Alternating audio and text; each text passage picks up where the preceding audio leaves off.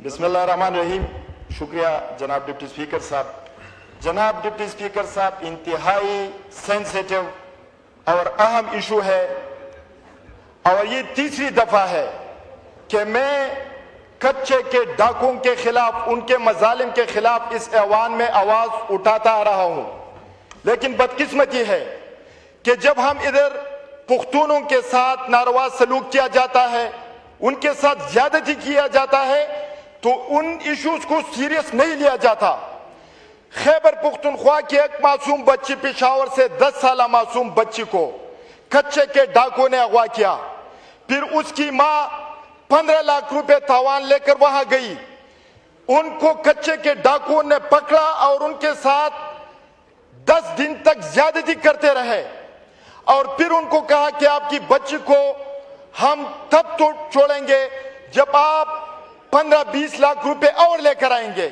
जनाब स्पीकर, ये पहला वाकया नहीं है। इससे पहले 2 दफा मेरे हल्के के लोगों को अगवा किया गया। हुकूमत इस इशू को सीरियस क्यों नहीं लेती?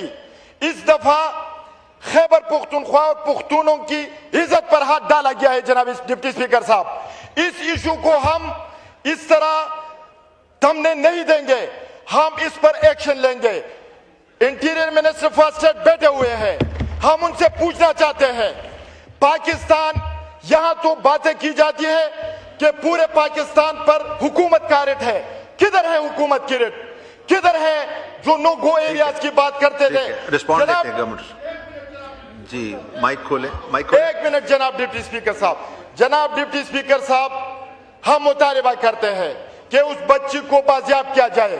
उनकी मां के साथ जो नारवा सलूक किया गया है, मैं हैरान हूं। कोई एहसास है हुकूमत को कि कोई जमीन है कि इस पर भी आज वो खामोश है? जनाब डिप्टी स्पीकर साहब, अगर इस इश्यू को सीरियस नहीं लिया गया तो हम इस ऐवान में ऐलान तलाल साहब प्लीज ये रिस्पॉन्ड करें।